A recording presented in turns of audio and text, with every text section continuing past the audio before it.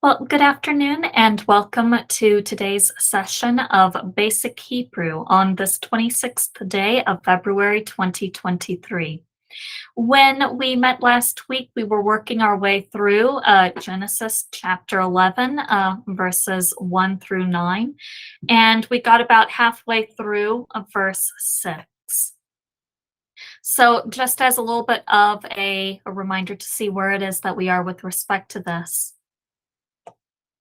And so, and the whole earth was of one language and of one speech. And it came to pass as they journeyed from the east that they found a plain in the land of Shinar, and they dwelt there.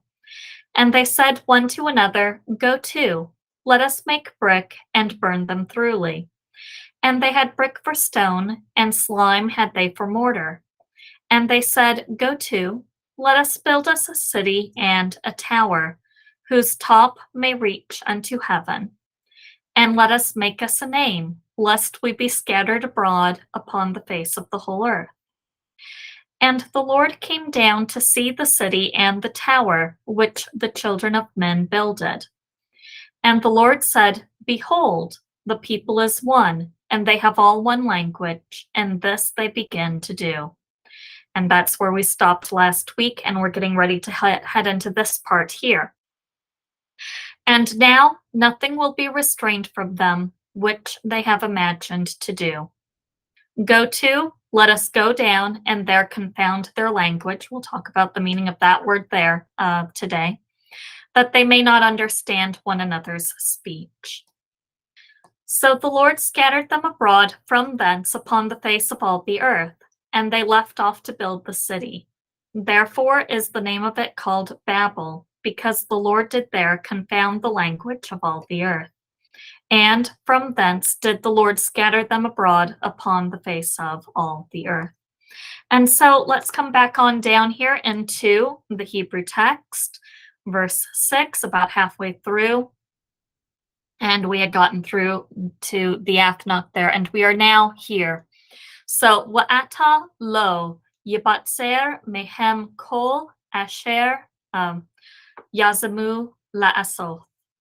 And so this word here, wa'ata, and you can see right on the front of it that we do in fact have that wow conjunctive, that wow pointed with the simple vocal schwa there.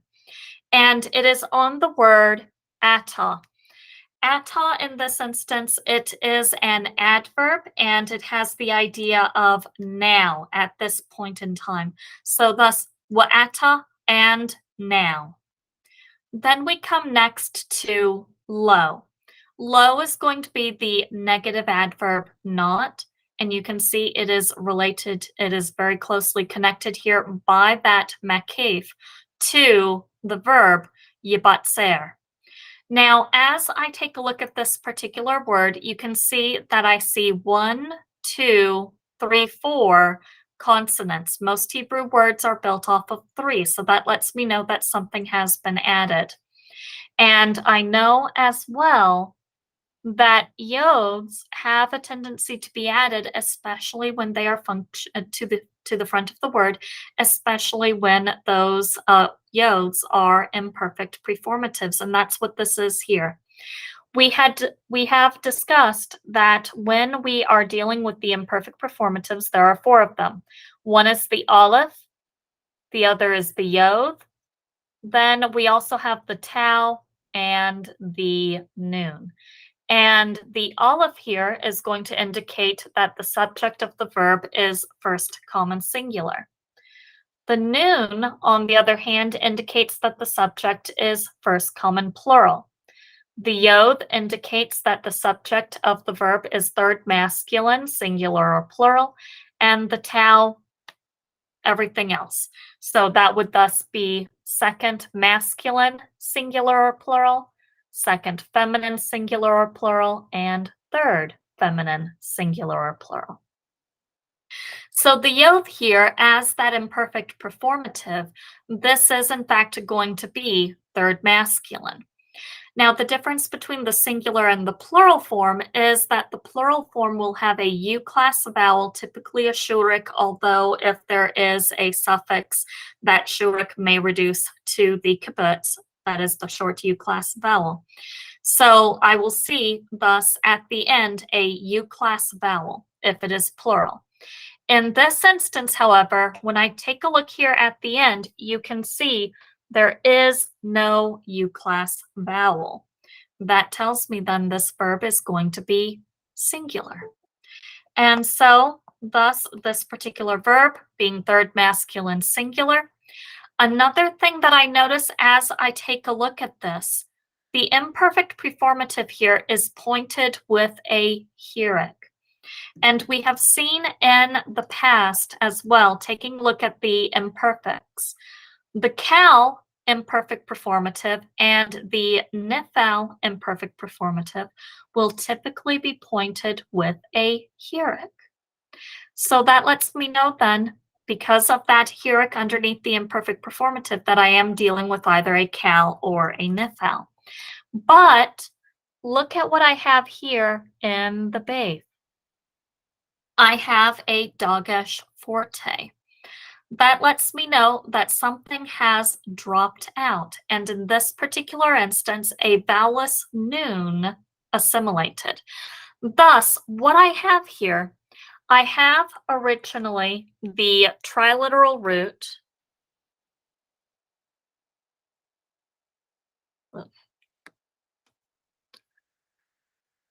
So I have originally the triliteral root batzar, and that's going to be that idea of to cut off. And then it was made nifal, so thus there was a noon added to the front of it. And then we added the imperfect performative. And so as a result then, because of the fact that the yod is pointed with that hieroc, the noon is going to be closing the syllable. Short vowels have a tendency to prefer closed unaccented syllables, and the hieroc is a short vowel. So thus, that noon closing the syllable in order to give that hieroc, that unaccented closed syllable. But now, because of that, that schwa is therefore silent. The noon is therefore vowelless, which means the noon assimilates and a dagesh forte compensative is placed in the following letter. And that's how that dagesh forte arrived there. So the nifal being the passive idea, I'm going to translate this passive, and also because it is imperfect, I'm going to translate it as incomplete action. And so thus we would say will be cut off. Now, the subject is going to be a little bit further down the road here once we get into kol. So kol is going to be the subject here for yibatzer. And then I come here to mayhem. This particular word, we had the min preposition. So that min preposition indicating separation, that idea of from.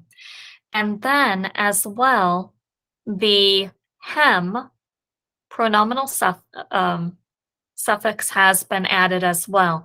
That is, this is going to be that idea of a third masculine plural. But the noon here, once again, is vowelless. That schwa is closing the syllable, so the noon is vowelless. And thus, the noon, being vowelless, it assimilates. A dagesh forte compensative is placed in the following letter, but the next letter happens to be a hey, which is a guttural. Remember, our gutturals are aleph, hey, cheth, and ayin. These letters, because they are pronounced in the back of the throat, they cannot be doubled, and so as a result, they cannot take the dagesh forte. So thus what happens then is the hey is going to reject the dagesh forte, and the preceding vowel is going to lengthen, in this instance, to a seire. And that's how we get this particular form here, mayhem, from them. And now we get into the subject.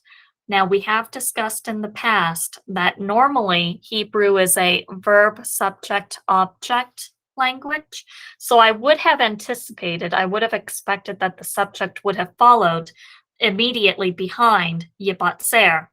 But in this instance, because of the fact that the subject is not only kol, but it also goes all the way down to the end of the verse, in order to avoid any sort of awkward constructions, and also in order to make sure that we know that mayhem is modifying yibatzer there.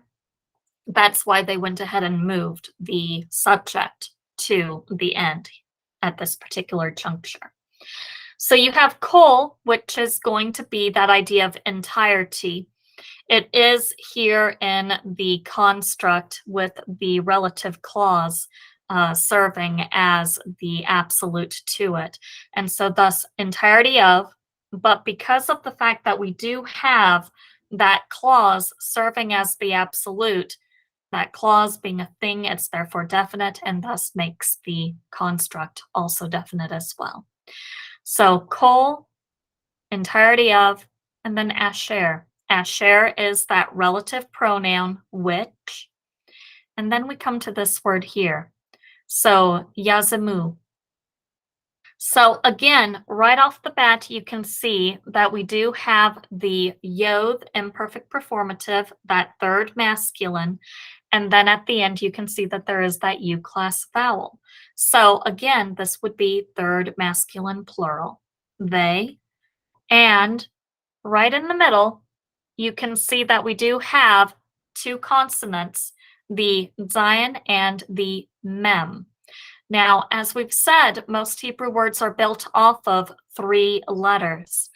And this one as well, also built off of 3 letters. But what has happened is the third one is actually doubling. And so thus, this is actually going to be the word zamam.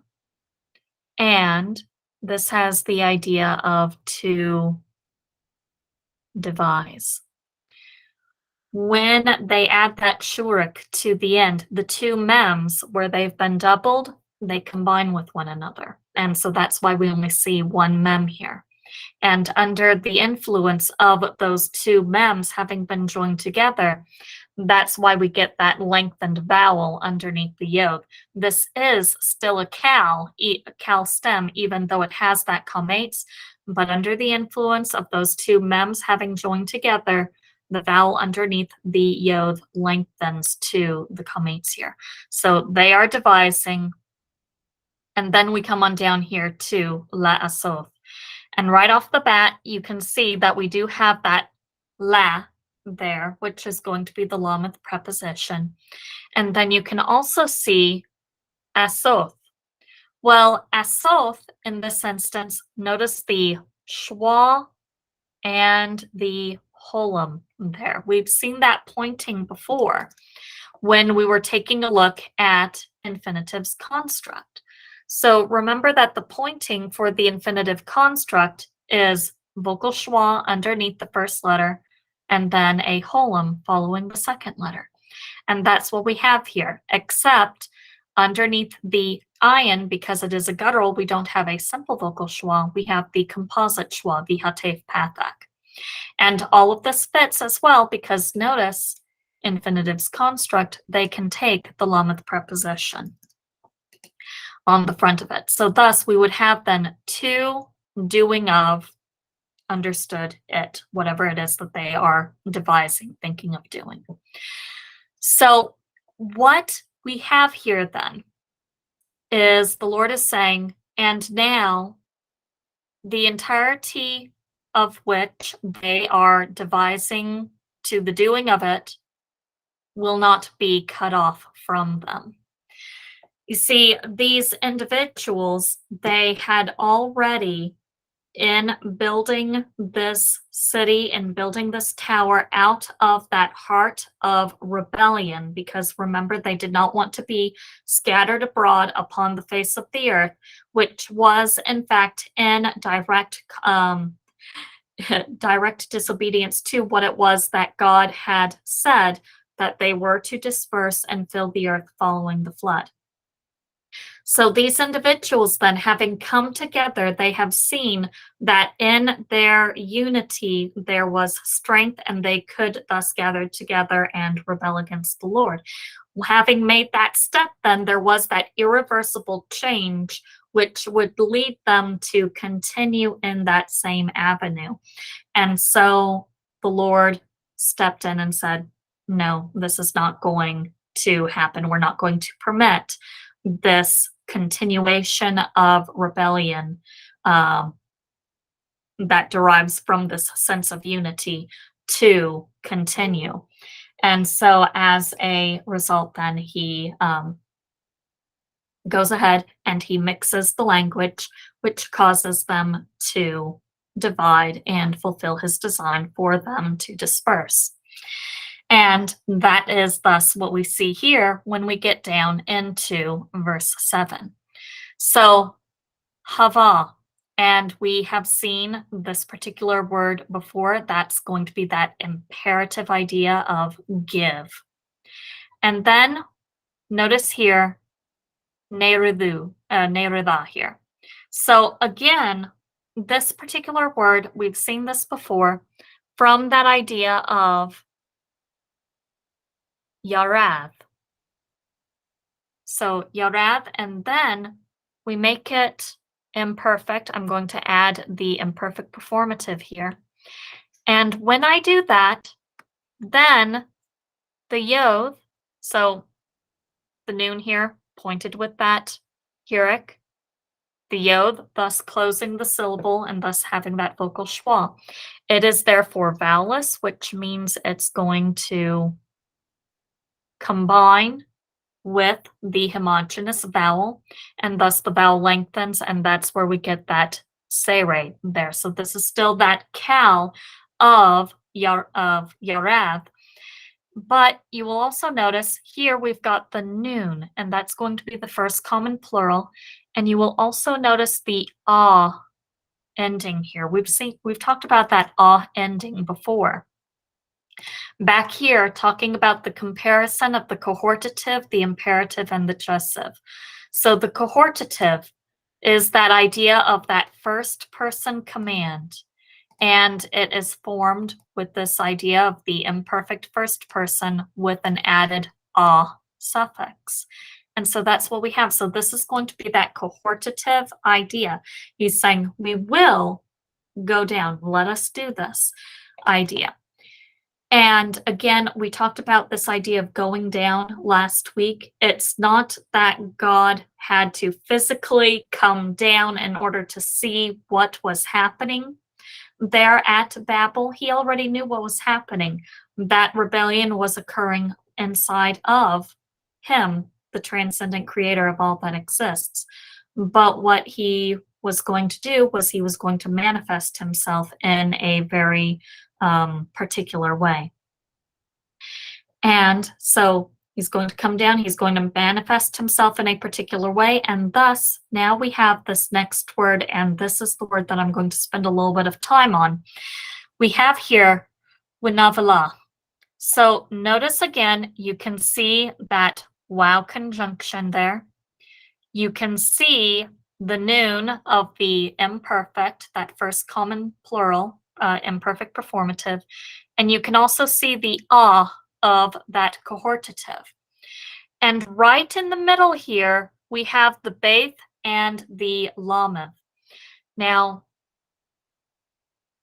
this comes from the word balal. And this particular word is the word that is translated to confound, to confuse in the text. Now, what is interesting is we have in English assigned a particular meaning to that idea of confound, confuse. Just so you can see this, and actually I can go ahead and come on over to the online etymological dictionary to show you this, lend it a little bit more weight. So the online etymological dictionary, this is an online resource that traces these English words back to their Latin roots, Latin and Greek. But so Becca, notice here, yes, sir. just a word in that regard. Using this online etymological dictionary also helped to give an accurate understanding of the word replenish too, did it not?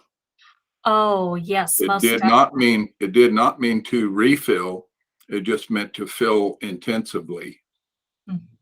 So it Yes, does help with those things, doesn't it? it really does. And then also as well with the idea of wine Yes. Many, also. many, many things. So anyway, okay, Yes, I'll be quiet. absolutely. But yeah, because the re prefix, we have a tendency to think that it means to do something again, to repeat. Well, re, and I can bring that up here. That re prefix actually has the idea of with reference to, and no, that's not what I'm after. Give me the prefix. So you can see you've got this idea of re, so meaning back, back from. So it does have some idea of to do again, to repeat. Too But small you to can read. also, hmm? It's too small to read. Oh, too small. Okay, There you go. there we are. And so thus, hold on. Let me do this.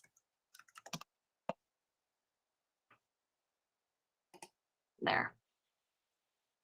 Okay, so what was that one? All right. So you can see here this idea of word forming element, meaning back, back from, back to the original place.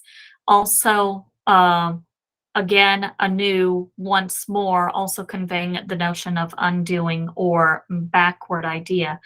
And then if we come on down a little bit further to this, and you can see the many meanings in the notion, like so re give it so you can have that idea of again, but there's also that idea of a repetition. And then also notice here, often merely intensive. So really, and you can see this when you take a look at the intensive stem in Hebrew, that PL stem. That intensive stem can indicate intensity in terms of degree, in terms of causation, but also in terms of repetition as well.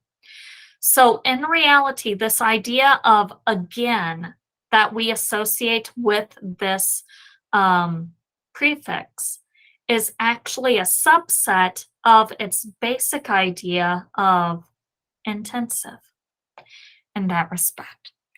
And so, but coming on back here to this idea of confound. So notice here, so confound, and he says to condemn, to curse, to destroy utterly. But notice this word comes from the Latin confundere, which means to confuse, to jumble together, to bring into disorder, especially of the mind or senses. From an assimilated form of cum, that is that idea of together with, and fundere, to pour. And actually, the other word confuse is just another form of this particular verb. But literally, then, this word confound means to pour together. Now, you think what happens when you pour two things together. Let's say, for instance, that you're in the kitchen, and you're getting ready to bake something, and so you mix the oil and the water together. So you pour those two things into a bowl together. Well, as soon as you have done that, you have changed the relationship of the particles of the oil and the water so that now that relationship that exists between them has now been changed. And as a result, they're all mixed together. And that is going to be the idea that you will see here when we get into this idea of Belial. And so this idea of Belial, here's the word in Genesis chapter 11 here. So, so 7 and there. So this word confound, and that's going to be the word Belial right here. And if I do a search on the lemma, you can see that this word occurs elsewhere. The majority of the instances occur in a context of the Levitical offerings, as in, for example, in this particular verse here, Exodus 29:40. And with the one lamb, a 10th deal of flour mingled with the 4th part of an hin of beaten oil. In other words, and the 4th part of an hin of wine for a drink offering. So basically what has happened in this particular instance, they've taken flour, they've taken oil, and they've poured them together. And as a result, the relationship of those particles has been changed. And so now the flour and the oil, they are mixed together, as you will, and to the extent that honestly you can't separate them now from one another. Then as well, if we come on down here, now as I said, the majority of these, all of these basically come from this idea of that Levitical offering in the same sort of context that we saw here in Exodus 29. But notice here as well, Psalm 92:10. But my horn shalt thou exalt like the horn of an unicorn. I shall be anointed with fresh oil. And the word anoint here is actually the very same word that we saw back there in Genesis chapter 11. That word Belial. You can see it highlighted in the green right there. So thus, what has happened, you have David, you have the psalmist, you have oil. They're separate from one another, but then the oil is going to be taken and it's going to be poured over him in that anointing. And as a result, the relationship of the psalmist to the oil has changed. Then too, notice here Hosea 7:8. Ephraim, he hath mixed himself among the people. Ephraim is a cake not turned. So here again, this idea of mixing is that same word, Belial. So Ephraim, he was supposed to remain separate from the people, but he's not done that. Instead, he has intermingled with the people of the surrounding nations. And so thus there has been that mixing, if you will. Now there's another thing that I want to show you as well. If we come on over here to Galatians 1:7. Which is not another, but there be some that trouble you and would pervert the gospel of Christ.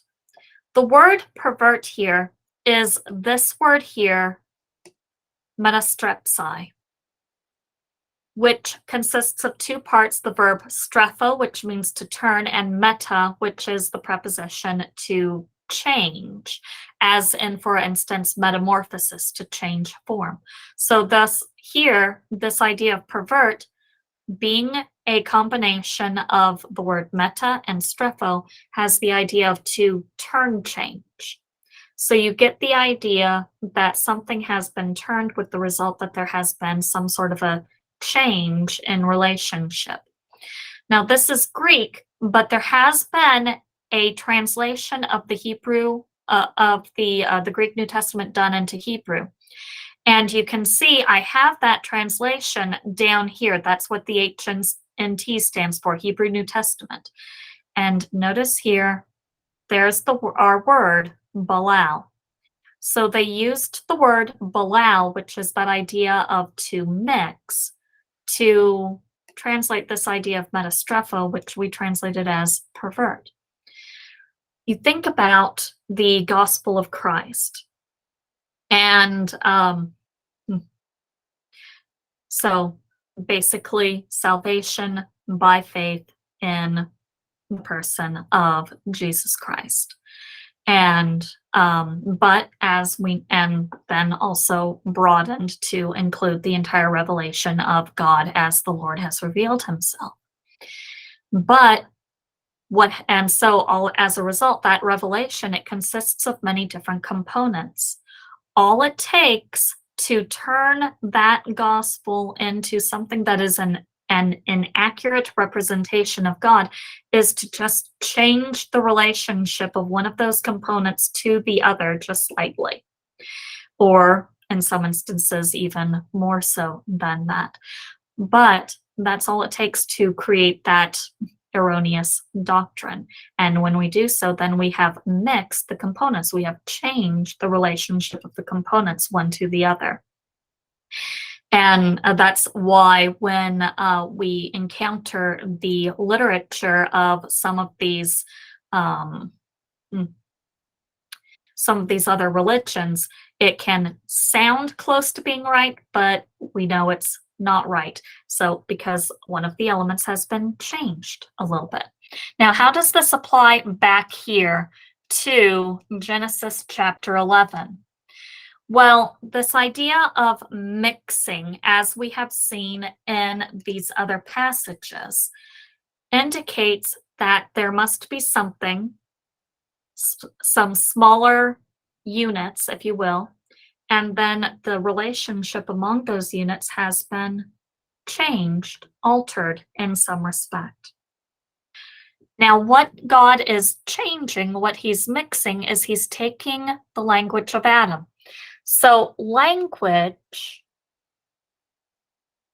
consists of sounds, it consists of parts of words. You'll sometimes hear me refer to those as morphemes. And then also words themselves, and then also the rules governing the order in which those components are put together. And the language of Adam, which then was the language of Noah, which was therefore the language of his three sons, which was therefore the language of the people here at Babel, that language consisted of all of those. So all the Lord had to do was take those components and just alter the relationships that existed among them just slightly. And in that way, then he brought into existence many different languages. Appears to be about 70 or so. As an example of this, we can come on over into Daniel chapter 2.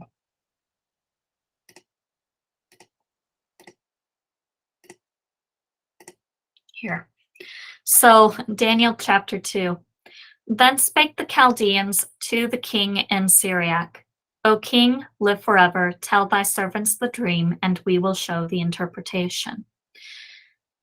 Notice here this word, Lamelech, to the king. But then you come on over here to Malkah.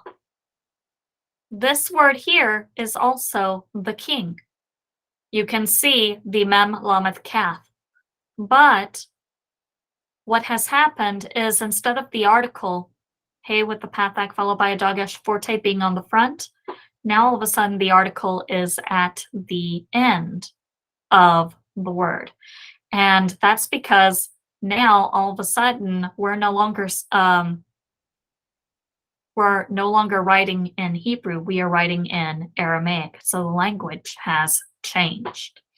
But even just those types of changes can create difficulty in communication.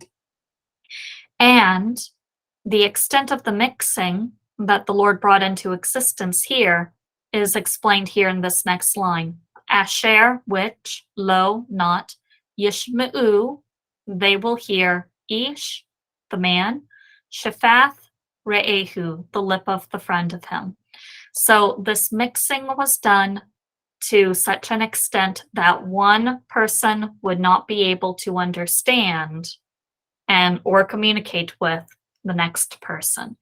And as a result, then they would separate one from the other into their groups. And it is kind of interesting to see the nature of the division. And with this, I'll be done. But notice this: by these were the isles of the Gentiles divided in their lands, every one after his tongue, after their families, in their nations. So, what emerged there from Babel? It wasn't that each person there at Babel received a different language, but rather family groups. So, thus, the Lord showing mercy in the middle of the mixing of the language, he keeps the close family members together, speaking that same language, so that they might then go with one another. And but then they separate from one another, and as a result, then we have different people groups dispersing throughout the earth. All right, anything else that we need to add there? Or any comments, questions about anything?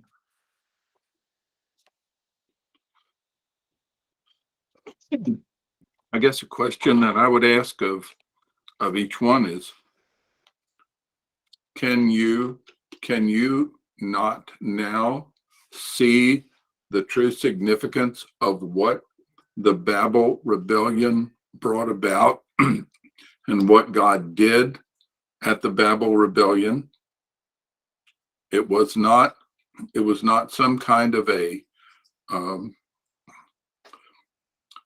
I don't know, some kind of a hypothetical situation that might have been conceived in the mind of a biblical writer. This was a real happening. Mm-hmm. And when God mixed the components of language, God did a real thing, just like when he built the language into Adam, the language he had built into Adam. He built that language with all those various components, and it was very simple for him to build. Well, how many other languages do you reckon he built, Becca? Did you say? I don't remember. Yeah. It's all right. Probably about 70. Wouldn't that be kind of hard to just take one language and make 70 others out of it? No. Infinite number of ways that those components could be changed. But yeah, you're right there. Not for God.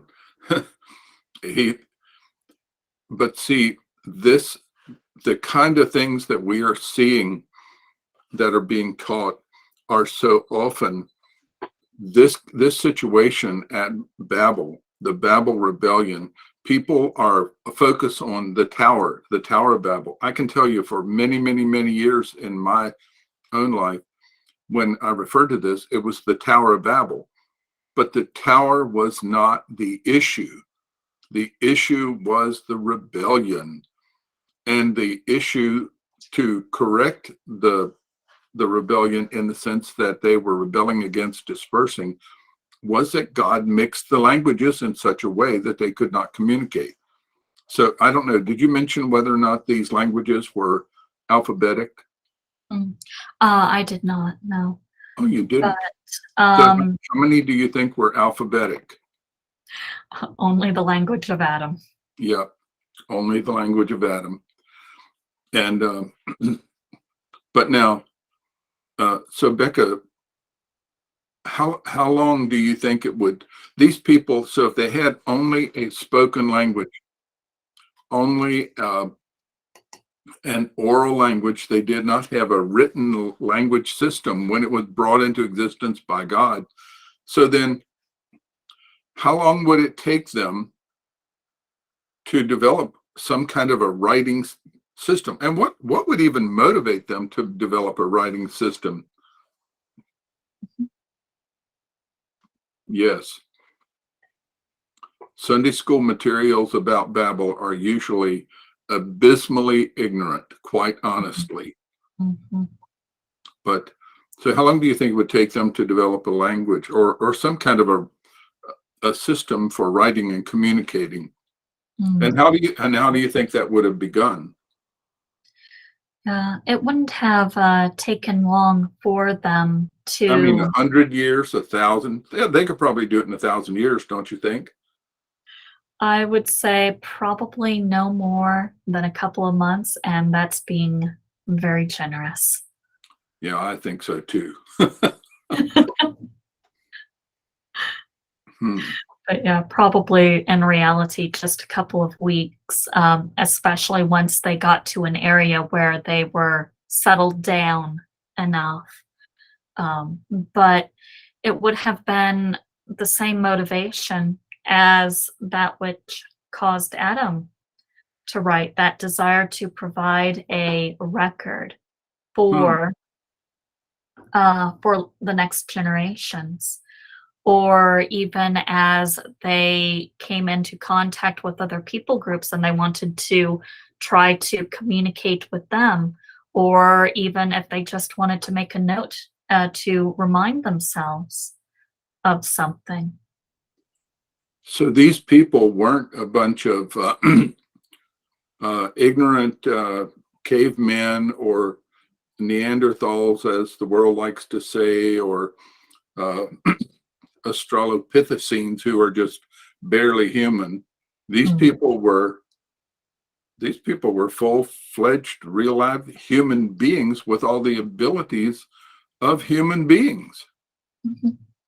The You only can, thing that happened is they just suddenly were not allowed to know and to use the original alphabetic language of Adam, and they were and now they don't have an alphabet. And when we look around the world, are there are there any languages now, Rebecca, that do not have an alphabet? mhm. Oh, yes. What could you just give me one example? Is all I challenge you to give one example. Kaike. Kaike. What do you mean Kaike? What in the world is Kaike? One of the languages in the mountains there in Nepal. Their language has not even been reduced to writing. So this group of people, which is in a very isolated location, has developed their own means of oral communication, and they haven't even reduced it to writing. They have not seen the need to reduce it to writing, Mm, and thus, so don't they have an alphabet? no. No. Would you think that they have uh, stating it differently? Would there be an alphabet, so to speak, of their pronunciation? Oh, certainly. Oh yeah, but they've never reduced it to writing. Uh, what about Chinese? Mm. Isn't Chinese alphabetic? It is not. It is still ideographic. And it didn't start out ideographic. It started out probably pictographic, just like Egyptian hieroglyphs. And let's see, you're getting ready to show something. What are you going to I show?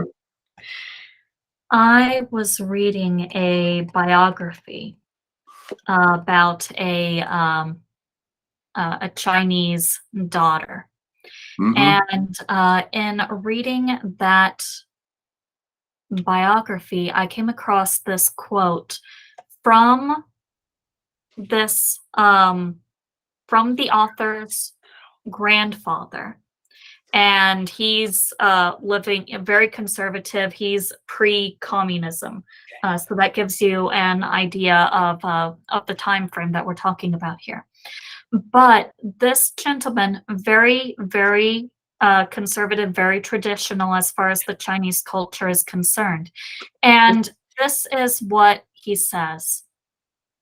So, upon hearing his granddaughter Adeline, the author of the autobiography Chinese Cinderella, The True Story of an Unwanted Daughter, state that she prefers studying English over Chinese.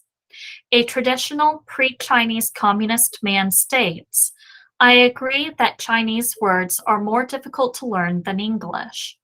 We do not have an alphabet, and there is no correlation at all between our written and spoken language.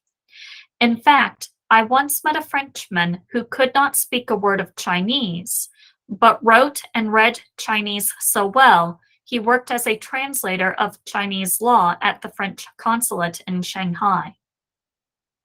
Chinese is a pictorial language, not a phonetic one. Our words come from images. The meaning of many characters is subtle and profound. Other words are poetic and even philosophical. But important here, I agree that Chinese words are more difficult to learn than English. We do not have an alphabet, and there is no correlation at all between our written and spoken language.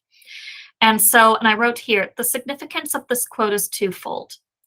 Firstly, in his first two sentences, he acknowledges the efficiency of the alphabet over a pictographic, ideographic system of writing.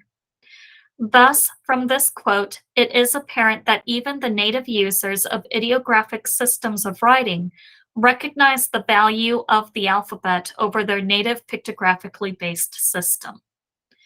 Secondly, in the second half of the quote, this man indicates that pictographically based writing systems, because they communicate through pictures rather than through phonetics, have the ability to communicate cross-linguistically. This partially explains why pictographically based writing systems continue to be used, especially by governments which exercised authority over linguistically diverse people groups such as the Sumerians, Chinese, and Egyptians. The use of pictographically based writing systems enabled these governments to communicate cross-linguistically without having to learn multiple languages. Thus, prior to the establishment of a lingua franca within an empire, these pictographically based writing systems served as a unifying force.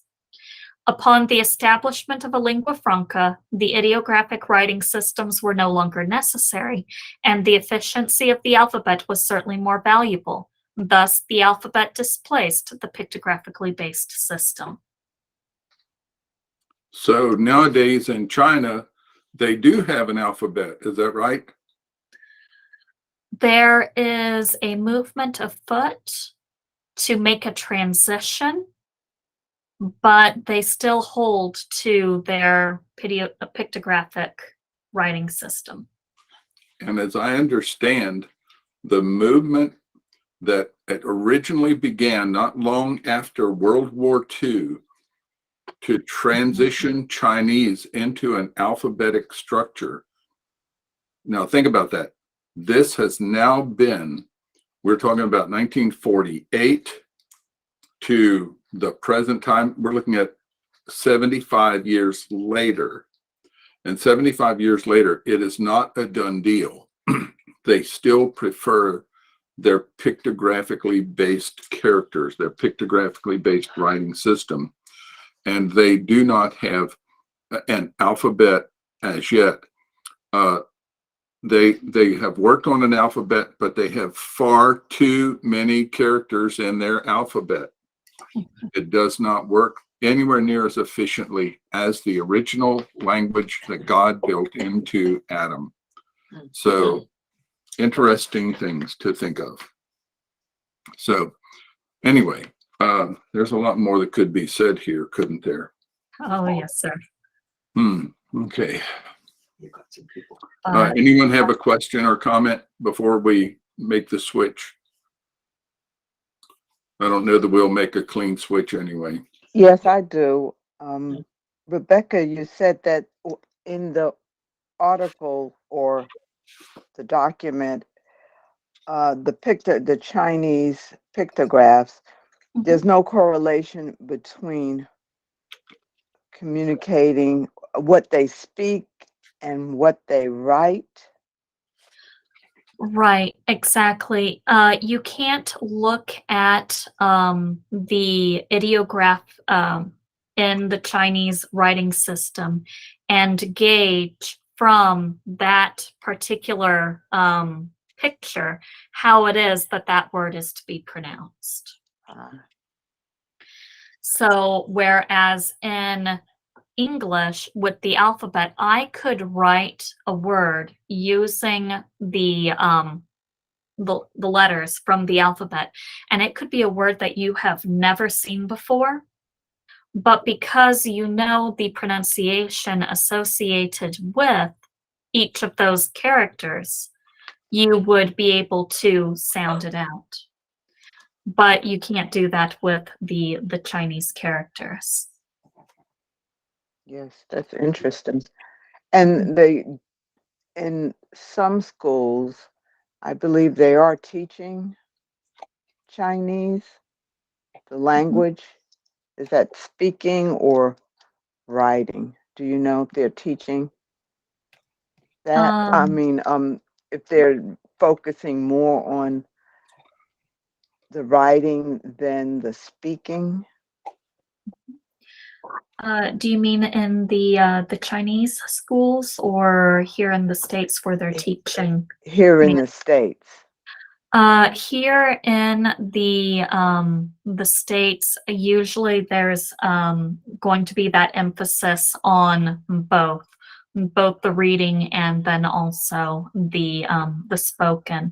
Although we would probably put more value on the spoken and the listening than on the reading. Yes, yeah. Interesting. Thank you.